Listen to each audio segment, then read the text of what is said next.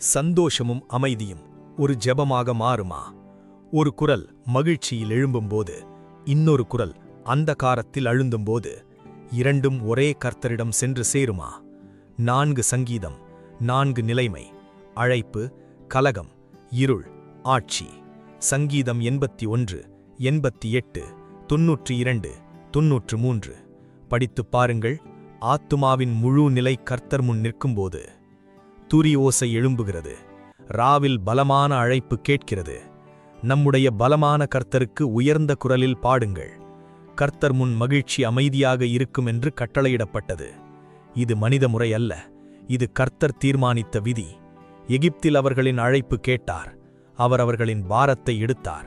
கை விடுதலை கொடுத்தார். கஷ்டத்தில் அவர்கள் அழைத்தனர். கர்த்தர் விடுவித்தார்.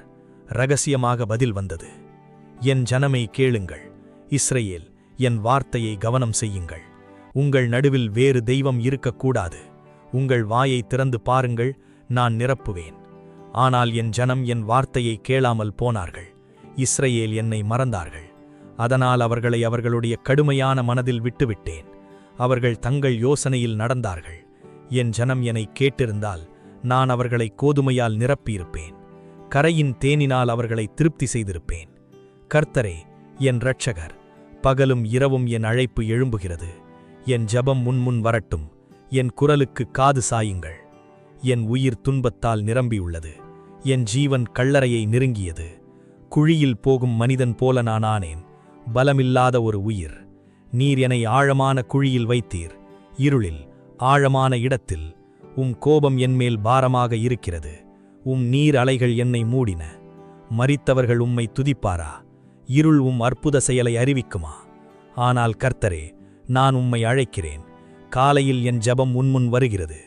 என் ஆத்துமாவை எதற்கு தள்ளினீர்? என் முகத்தை எதற்கு மறைத்தீர்? கோபம் என்மேல் கடந்துவிட்டது. பயம் என்னை நுறுக்கிவிட்டது.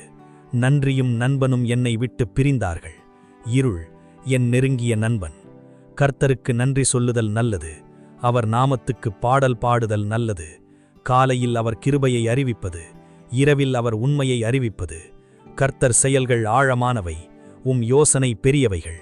துஷ்டர்கள் புல் போல முளைக்கலாம், சிறிது நேரம் மலரலாம், ஆனால் அவர்கள் அழிவார்கள். ஆனால் கர்த்தர் என்றும் உயர்ந்தவர். நீர் என் கொம்பை உயர்த்தினீர், எனக்கு புதிய தைலம் கொடுத்தீர். என் கண்கள் பகைஞர்களை பார்த்தன, என் காதுகள் அவர்கள் முடிவை கேட்டன. நீதிமான் பால் மரம் போல வளர்கிறார், லெபனோன் தேவதரும் போல உயர்கிறார். கர்த்தர் வீட்டில் நின்று அவர்கள் முதிர் வயதிலும் கனிகளாக இருக்கிறார்கள். கர்த்தர் ஆட்சி செய்கிறார், அவர் மகிமையுடையவர்.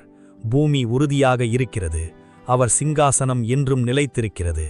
அலைகள் எழும்பினாலும், ஆனால் இவற்றை விட பலமுள்ளவர் கர்த்தர். துரி ஓசையை கேட்டோம், இருளில் அழைப்பை கண்டோம். துஷ்டர்கள் எழுந்து அழிந்து போனார்கள்.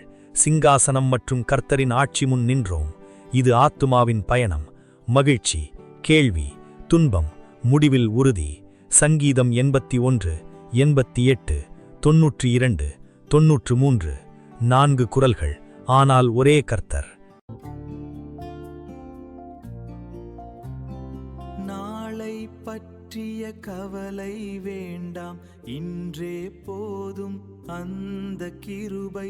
ஒவ்வொரு நாளும் போதுமே, அவர் கிருபை போதுமே.